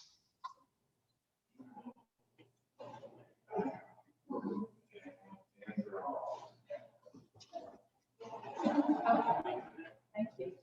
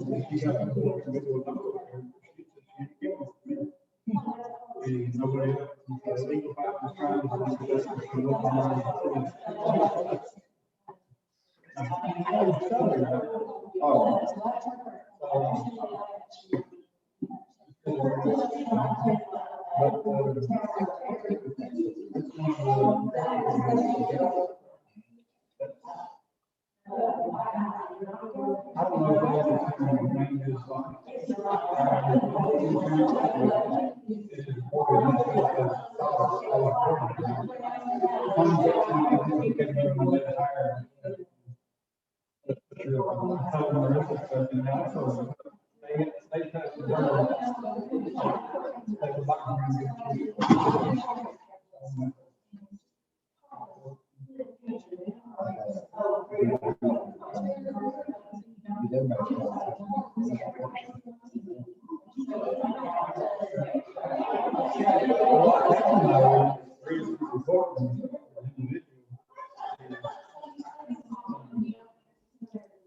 Sean.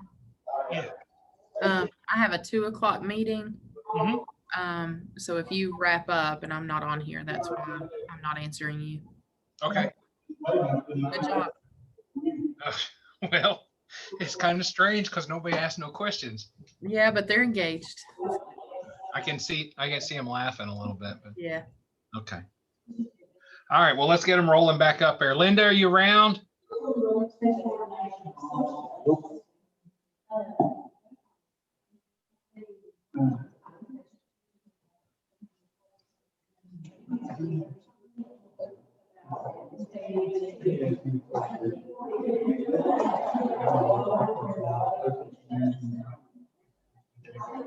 Maybe not. All right, we're gonna go ahead and get started, everyone.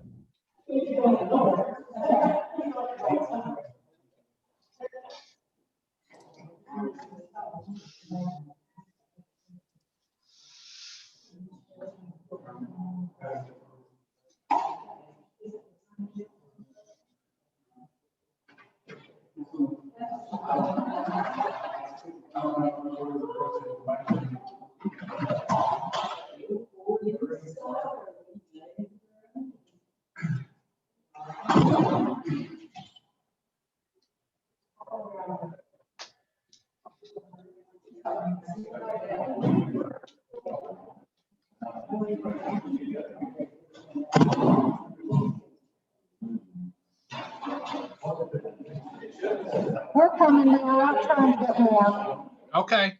Okay.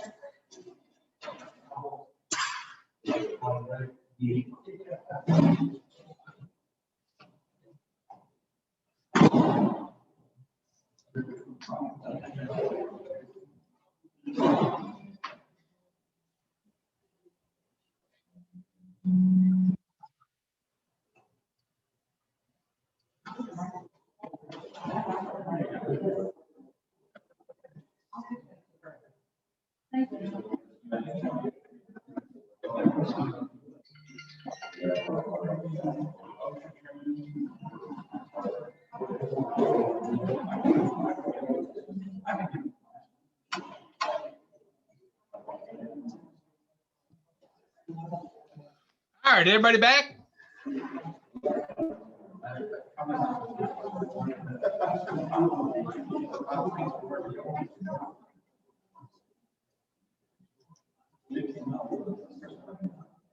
Okay. All right, let's go ahead and we'll get this knocked out so I can get everybody back to more important things. This last section, by the way, talks about zoning and land use regulations for manufactured housing, and then there's an add-on section called disposable of uninhabitable mobile homes. So we'll talk a little about it. 1990s were a renaissance decade for manufactured housing. There were all kinds of improvements made in architectural design, durability, safety, wind resistance, energy efficiency, ventilation, and installation systems. The permanently sited manufactured housing started appreciating in value comparable to other rates with other types of housing, which supported a greater percentage of multi-sectional homes on permanent foundations. Innovative land planning for subdivisions and land lease communities became more prevalent. That's not a trailer park, that's something more than that. Background, let's see. Manufacturers responded to changing market by improving the designs and more varieties. If any of you have ever been through a manufactured home sales, I mean, just it's almost endless, the variety that they can come up with now to create manufactured homes. But one of the biggest changes that came and took place in the 90s was that conventional mortgage financing became available for manufactured housing buyers. Freddie Mae, Fannie Mae, Freddie Mac, VA were all made available because these homes were now considered permanent structures. In 2000, Clinton signed the Manufactured Housing Improvement Act into law. We didn't do anything with that until 2002, which is typical for Kentucky. The General Assembly passed legislation, State Bill 197. It was codified into KRS Chapter 10348, addressing land use regulations for manufactured homes within cities and counties in the Commonwealth. The intent of the legislation was to ensure that manufactured homes were treated and included within jurisdictions as acceptable forms of economically priced housing. Anybody priced any of these lately? They're awfully expensive, but they're great structures too. I mean, I'm very impressed with what I've seen. They're built in factories versus stick-built homes that are being built in subdivisions. You know, they're not subject to weather and things like that. They use 2x6s in their walls. They have real insulation, typical drywall. It's just amazing to me. But anyway, the General Assembly recognized and affirmed the protection of property values as a legitimate issue of local governments and enacted these regulations to protect property values in a proper exercise of local government legislative power, which basically talks about compatibility standards is what we're talking about. So those are standards that are enacted by the local government under the authority of 10348 for the purpose of protecting monetary value of real estate property or the real property located within the jurisdiction. Manufactured homes means, and the terminology has changed since 2000. What used to be a single wide is now a manufactured home. What used to be a double wide is a qualified manufactured home. And I'll go through some of that stuff here in a second. And then of course, modular homes, prefab, they used to call prefabs, now they're modulars. So a manufactured home is a single family residential dwelling designed in 1976 in accordance with the National Manufactured Home Construction Safety Acts and amended and designed to be used as a single family residential dwelling with or without permanent foundations when combined with required utilities. A qualified manufactured home is something that was built after 2002 of July 15th. It's affixed to a permanent foundation connected to all the appropriate facilities, and it's installed in accordance with 227-570. And that's not KRS planning and zoning. That's actually something, it's building code. It has a minimum width of at least 20 feet at its smallest width measurement, or it's 2 stories in height, and it's oriented on a parcel so that the main door faces the street. It has a minimum total living area of 900 square feet, and it's not located in a manufactured home land lease community, and it is placed on a permanent foundation, which is a system to support it and properly install it. Any local government can enforce or adopt provisions of its zoning regulations, compatibility standards that govern the placement of qualified manufactured homes within residential zones within the local jurisdiction. Compatibility standards should be adopted or amended or enforced in the same manner as any other zoning regulation and shall be in addition to any zoning regulations that are generally applicable to the single family residences. So in essence, what that basically boiled down to was, if you're going to allow them inside your community, most people don't have issues. Sorry, I dropped my cap. They don't have issues with manufactured homes out in the county. It's in the city where it causes issues for people for some reason. I still haven't wrapped my head around all that, but the compatibility standards are designed to ensure that when a qualified manufactured home is placed in a residential zone, so now we're talking about a double wide in a residential zone with a bunch of houses, stick-built houses. The proposed location of the qualified manufactured home has to be in terms of assessed value equal to housing that's located within 1/8 of a mile or less radius from the proposed location. So in other words, if the homes in the area are 312 pitch roofs, then you can require the manufactured home to have a 312 pitch roof. If the square footage of all the houses within 1/8 of a mile or 1,600 square feet, you can require it be at least 1,600 square feet in size. If they all have driveways that are paved, you can require that. If they all have sidewalks or front porches, you can require those types of things. Now, some people construe that as a manner in which to keep them out of a particular neighborhood or subdivision, and agree with it or don't agree with it. The fact of the matter is that it is a viable form of housing, and that those homes should be treated exactly the same as a stick-built house. And you know, that's just my take on it. Y'all do whatever you want. Now, there is other issues that you run into from time to time where developers and subdivisions will install covenants or restrictions or deed restrictions which would prohibit the placement of these structures. That is outside the purview of local government, non-enforceable by planning and zoning, and let them fight those civil battles. So we don't get involved with any of that. Okay, so that's a mobile home. That was built before 1976. It's not required to be constructed in accordance with all these new rules that we've put in place. That's a manufactured home today. So you can see they're quite a bit different. This one actually has an addition built onto it for a one-car garage on it. It has a nice sidewalk and steps going up to the front door. It's vinyl sided. The roof is, looks like about a 312 pitch roof. So it's a very nice home. And in actuality, if you didn't see it being brought in and placed on the foundation, you might not know that that house wasn't built on site. Here's another example of one. This is a qualified manufactured home, and this one has an addition built on the side as well, but that looks like living space as opposed to a garage. But again, you can't tell. And you can tell. You can actually go up to it and you'll see that the qualified manufactured home on the permanent foundations they built today, if they have block underpinning underneath them, there'll be about a 1/2 inch gap between the top of the block and the bottom of the vinyl siding on the structure. But this has all the requirements to meet a qualified manufactured home definition. It's 20 feet wide or more at its narrowest point. It's more than 900 square feet, and it's sitting on an individual lot. So a very nice home. Kentucky has an inspection system to determine compliance with standards for habitation. This is a really important thing that seems to get pushed off to the side from time to time. And these rules were put in place to protect everybody, including the people who are buying used mobile homes. Now, there are times when a mobile home that's designed to be permanently placed can be traded in for a bigger home or a newer home or whatnot. Those homes are, if they're going to a dealer, the dealer is required to have a inspection conducted on it to make sure that it still meets all the HUD code performance standards that were put in place at the time. And if it is, they put a seal on it and they form an inspection. And that documentation is made available to everybody. If it doesn't meet those rules, or it can't, then it would be classified as a B2 structure, which is not habitable. It's for salvage only and legal for storage or utility use. The enforcement of these regulations is placed by the Manufactured Housing section of the Code Enforcement Division, Kentucky Housing, Building, and Construction.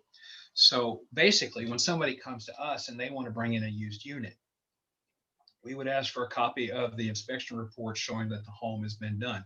Now, if they're buying it from a dealer, they can readily gain that information. There will be a seal. This is the HUD label. It's actually a metal placard that's attached to the outside of the home, which certifies that it was built in accordance with all the codes that were in effect at the time it was built.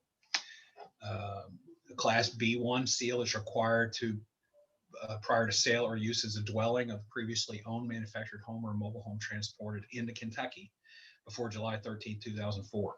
So basically what this stipulates is that you cannot bring one into the state of Kentucky unless a B1 seal has been attached to it prior to its resale or use as a dwelling.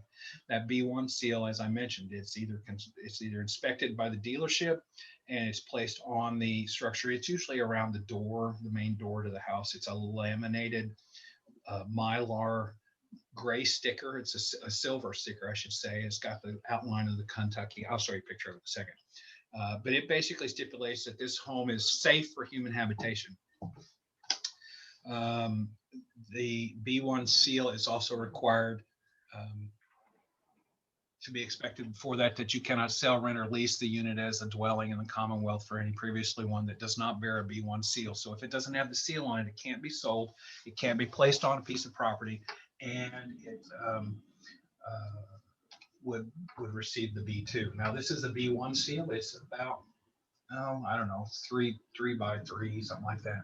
But you can see, but this means that it's been inspected and it's been found to be inspected.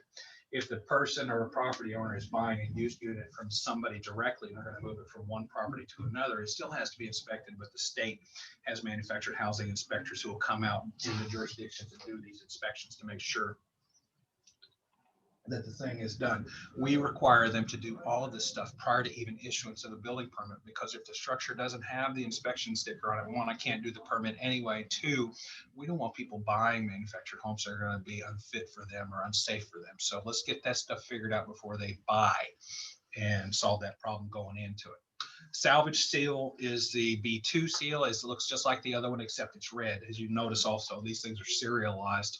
There's a B1 24276 on this good one, and this one is the salvage stickers. Now, these have been inspected by an inspector found not to be in compliance with the applicable codes. They're a salvage unit unfit for human habitation and shall be sold only for the purpose or use of storage or a storage utility building.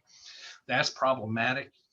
in and itself, because they'll come in here and they'll try to get a building permit for a B2 sealed structure, tell me that they're going to use it for storage. They put it on their property. Next thing you know, it's a low rent landlord unit, which is not what it was intended for. I don't buy into the storage utility. It's not built as a storage building. It was built for people. We had one guy came in, claimed he was going to take the doors and windows out of it and turn it into a chicken coop and fill it full of hay and that kind of stuff. Well, Mercer County, we just don't allow it. If it doesn't have a B1 seal in it, it doesn't come into the county. So then that's headed off a lot of problems for us. I don't know if it's legal or not, but nobody's ever challenged it. And I think it's more important that we try to make sure that what gets brought into the county is safe for our constituents.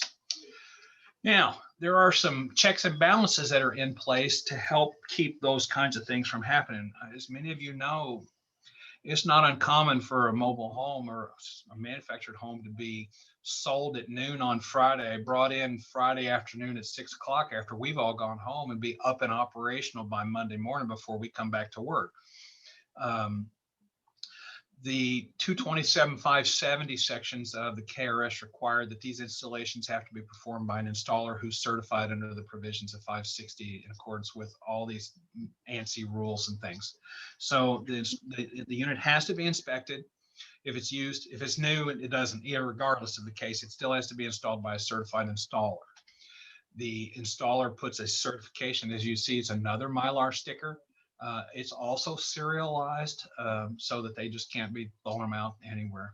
But as you can see, there's a little certified number here, and they take and peel off this little section of the bottom of that, and it goes outside on the building next to the HUD placard, which I showed you earlier, and it gets Mylar stickered onto the vinyl siding right beside that, so that I can see from the outside of the house that the certified installer has done the thing in accordance with the rules. But I can more actually pull certification number or the serial number of that sticker and go look up who the guy was that actually did the installation.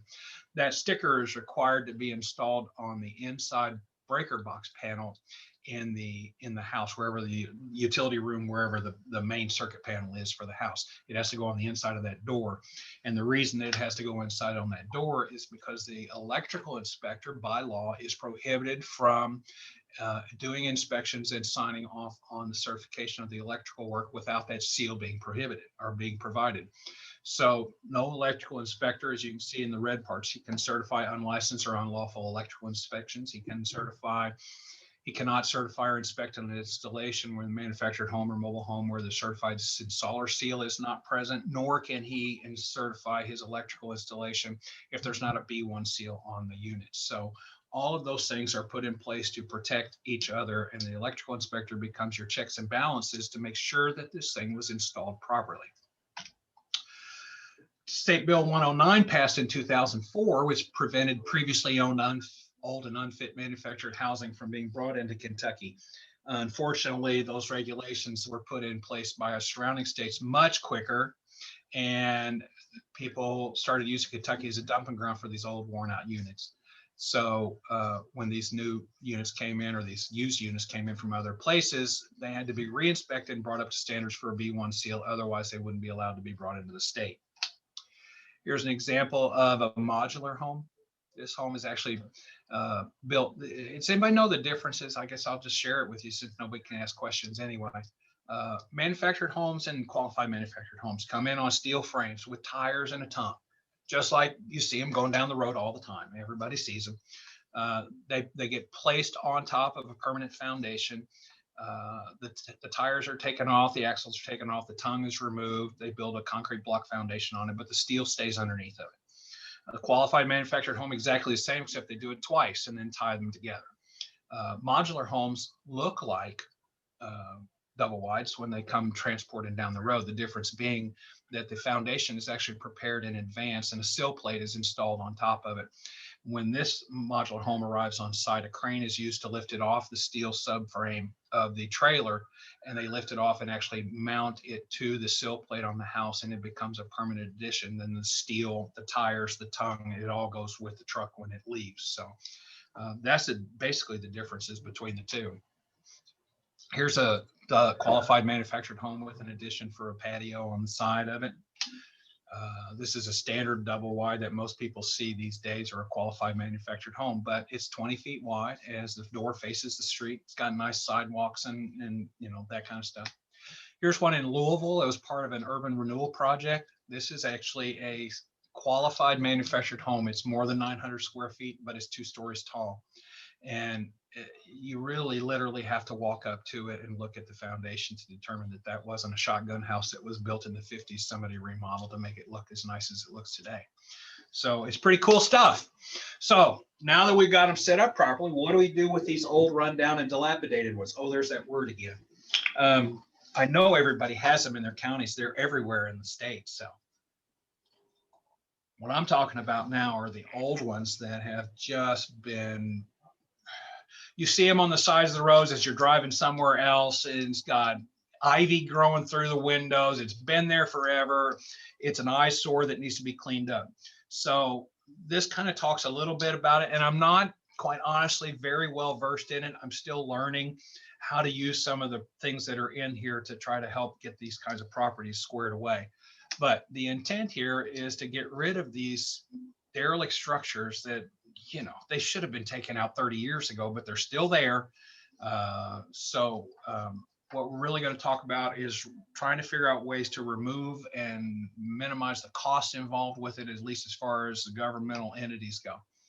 It's not considered manufactured or mobile anymore because of the design changes that you've seen in these last few pictures I've shown you. They are, however, very many very old mobile homes built before 1976 that are still out there. The term mobile homes is distinguished from manufactured homes because they're over 40 years old. Pre-HUD factory homes, as I mentioned before, have to have B1 seals on them to make sure that they meet all the HUD performance standards and they're safe for people to live in, or they get a B2 seal, which is a non-habitable structure, which is mostly what we're talking about now. Oh, it went black. I need to fix that. Cassie, we need to fix the colors on these things if you're listening. If not, I'll. Gotcha. Okay. So anyway, typical scenarios in cases like this is you have a mobile homeowner with a large lot. They decide to bring in a new home. It's convenient to live in the old place while the new one's being built, or simply just push it back to the back of the lot and use it for an illegal storage or for storage or as an illegal rental unit. It happens a lot. Junkyard acreages, there are some acreages in undeveloped areas that attract large amounts of illegal dumping through the invitation of property owners, despite whatever we can do to keep it from happening. And then you have business storage areas, which are pretty common, where retailers of mobile homes have overflow areas where they'll bring a bunch of units in that they've taken on trade that may not be marketable, but they don't know or haven't been inspected yet. And they'll just start stacking them up in there and side by side by side. And eventually those become the problem children that we're talking about later, because they'll end up dropping them for next to nothing. And they'll sneak them out on Friday and set them up in the woods back there because we're just going to use it as hunting cabin on the weekends. The next thing you know, 40 years have gone by and you can't get close enough to it because of the snakes and everything else. But anyway, I digress. So how can we as local government people encourage the cleanup of these things? There are 2 pieces of legislation that were recently enacted that enhance methods to eliminate this problem. Senate Bill 109 provides for regulatory agencies to prevent previously old and unfit things. So the first rule is, let's keep them from even getting in there in the first place. The second other rule was to House Bill 345. Now, these were done in a long time ago. This is 2005. They allow local governments to process to enforce proper disposal of these old units. You can actually condemn them and get them out of there. Nobody wants to do that because there's never any money for that kind of stuff. So what we do is come up with plans to try to work with the community and the homeowners to help kind of clean it up. So local code enforcement takes the form of a letter informing the property owner that the problem is there and then suggests different ways that you can do it. But in many cases, people won't do it because of the labor involved with it. So what do we want to do? We want to figure out a way to get it off the property so that it doesn't happen again. We can be proactive in it, or we can be reactive in it. Proactively, we can educate the public about how to remove these suckers and deposit them in unusable units in landfills. Perhaps, I don't know what you all have over in that area. I really was looking forward to coming to visit too, because I haven't been to Pikeville for a long time. But anyway, We have a transfer station here that has a large area where mobile homes could be transported into Mercer County to our landfill transfer station, where they could be knocked down by our people at a substantially reduced cost because they're there working already. Enforce the minimum housing codes, housing habitation standards for all types of residential units. You can have a county ordinance that prevents grandfathering of uninhabitable homes. In other words, you put a sunset clause in on these structures that if they're not inhabited by X number of time, then they would be subject to removal. Prevent homeowners and retailers from long-term storage of uninhabitable units. Create a nuisance abatement program with resources and funding and personnel to assist fines and encourage removal of these homes. Or be reactive, don't issue COs for new units until the old one's been removed. And we do that routinely. We will actually have we have people who are, they buy an old piece of land, it's got an old mobile home on it, and it doesn't, it's something to live in, and while they're building their single family dwelling, we'll issue the building permit for the placement of the new construction and allow them to live in that. But then we give them 60 days from the date of the final inspection to remove the old unit, and won't issue the certificate of occupancy until they provide proof that it's been removed from the property, which is basically us driving out there and taking a photograph showing it's gone. And I never really had anybody, well, let's take it off this property and we'll just hide it over the hill where nobody can see it. I suppose it's possible that could be done as well, but you try to give people the benefit of the doubt. So how do we successfully eliminate abandoned mobile homes? These are the ones that are the most trouble. They're the ones that are in the trees that are covered in vines and growth, and they've got snakes and bears and all kinds of stuff living in them. So a large part of this challenge is to actually get the people involved and want to get the stuff off their property. There's not many governmental agencies that deal with this kind of stuff. There are 3 publications that you can use. They come from the Kentucky Manufactured Housing Institute, which is in Frankfurt. One of them is Disposable of Uninhabitable Mobile Homes, which is this presentation we're talking about. Options for removing unusable mobile homes, which would be something that goes to the landowner, and then best management practices for disposal. Basically, the process we would use is to inform the property owner of non-compliance with the regulations and give them alternatives to achieve compliance, which is your notice of violation letter, basically. Offer the homeowner information on safe and legal disposal options. Maybe they would surrender the title or the deed of the structure to the municipality, remove the hazardous materials from it, determine whether the landfill will accept the appliances and furnishings, and if possible, use the unit. If it's possible, the best way to do it is to transport it straight to the landfill for disposal, or provide for removal of any household furnishings.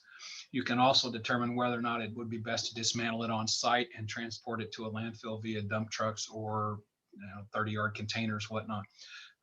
Find out if there's any removable, recyclable materials that are in there that you could use to recoup some of your expenses. Demolish the unit, pay the tipping fees at the transfer station or at the landfill, get the deposited waste into the landfills, and then file to have that unit removed from the tax rolls. So that would be the basic process for it. To facilitate all of this cooperation, mobile manufactured homes and abandoned derelict structures, do we repair them versus remove them? Do we dispose of them or demolish them? Do you all have any kind of regulations on it? If you don't, it might be worth looking into. Oh, we're back to white again. So cost involved in things like this, you've got administrative costs, you've got staff time, advertisements, legal assistance that may be required to help you navigate the law.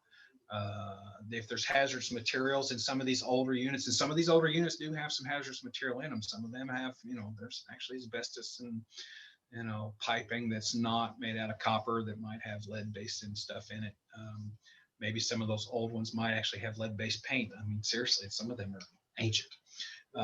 You've got transportation fees of the mobile home intact, or dump trucks and roll-out dumpsters for the debris if you're going to have to demolish it on site. You can offset some of this, as I mentioned earlier, by pulling out the materials that are eligible for recycling. A lot of these old 40-year-old units actually are made out of aluminum, and aluminum, of course, can be recycled. So you can recoup some of the costs with just the materials plus the copper piping and everything that's inside of it. So there is some money to be regained in there. Other costs would include tipping fees for disposal, or your backhoe operators that you'd use to tear the thing apart. As far as that goes, you can search out funding sources that would include property owners or the unit owner. You can place liens on the property, which are never really a good idea because it takes forever to get your money back on those. You have to basically wait for the property to be sold. Community development block grants can be made available for this kind of project because it does qualify as urban renewal. You can maybe get the landfills to waive tipping fees on these specific units because you're working toward the public good. There are people who would probably be willing to donate money to help offset those costs if they knew it was going to be beneficial to the community as a whole. For example, and I'm not endorsing or saying that these people would, but for example, there's a organization up in Lexington area called Bluegrass Tomorrow, and they work on that kind of things, but environmental groups might be willing to help with that long-term things.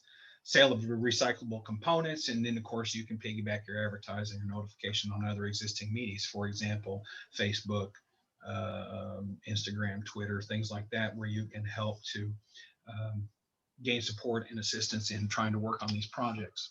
So the potential components of your program would include communication education for the public. You'd have to do an outreach program of some kind to generate interest on trying to get these people to want to clean their properties up. Regulations would fall under zoning code or land development, housing code, or you could possibly do a standalone ordinance that deals specifically with dilapidated manufactured housing. You could have voluntary and service programs. For example, maybe the Boy Scouts might want to be involved in a project like that for merit badges or some kind of community project. You have enforcement programs, which would fall under your regulations for that part goes. You can get them to surrender the title or deed, as I mentioned previously. Maybe you can work out deals with the staging areas at the landfill or your own local transfer stations. And then work, of course, always on developing the funding sources. Partners in the process would include local government decision makers, your solid waste management department, your planning, zoning, building departments, housing departments, community or economic development departments, funding sources, owners, counseling. Privately, the Kentucky Manufactured Housing Institute can help with some of this information, give you some more guidance, way more than I can.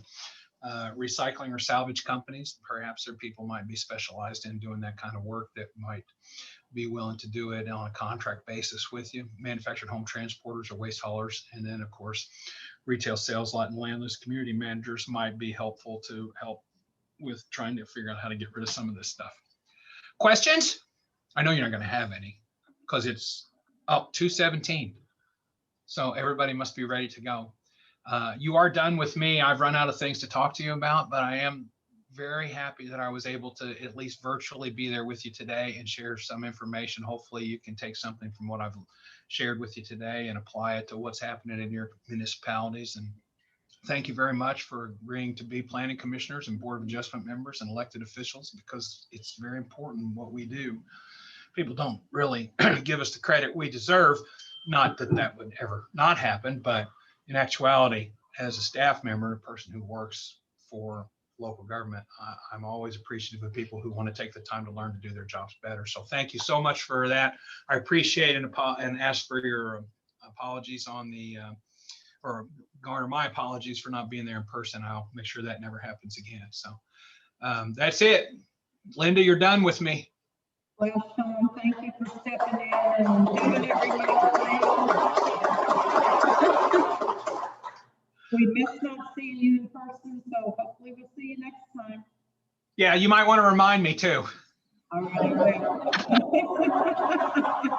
All right, everybody be safe. And if there's anything you guys do, you have my email address. If you have questions about anything, I'd be more than happy to help in any way I can. Okay? Thank you all so much for coming today, for all your help with the computer and all of your certificates. I've given to Robbie. If you're here, she's got all of your certificates. Linda, what is it? Yeah, I'll pick all those up. Thank you all. What do we do with these speakers?